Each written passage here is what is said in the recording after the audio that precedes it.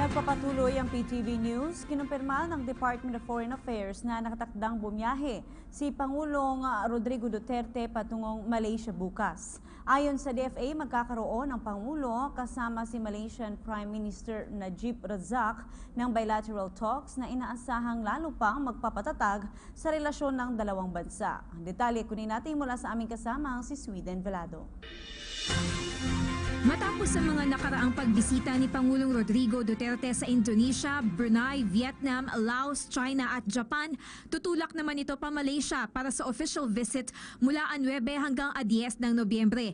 Bahagi ito ng pagpapakilala na rin ng Pangulo sa kanyang sarili sa mga lider ng iba't ibang bansa sa rehiyon ng Timog Silangang Asya, lalo pat sa susunod na taon ay siya na ang tatayong chairman ng ASEAN. Tulad ng nakagawian ay makikipagkita ang Pangulo sa Filipino community sa Malaysia.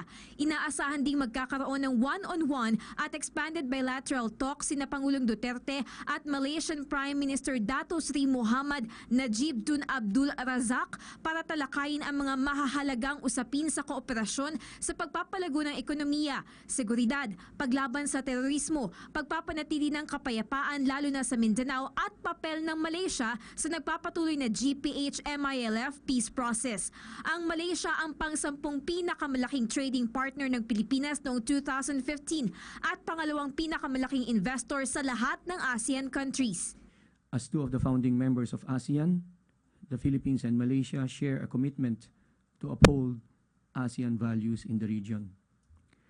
The visit hopes to further deepen Philippine-Malaysia ties for the mutual benefit of the two countries and their people.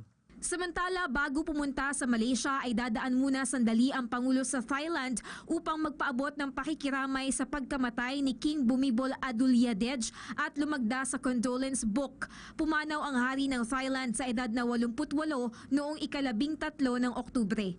Para sa PTV News, Sweden Velado.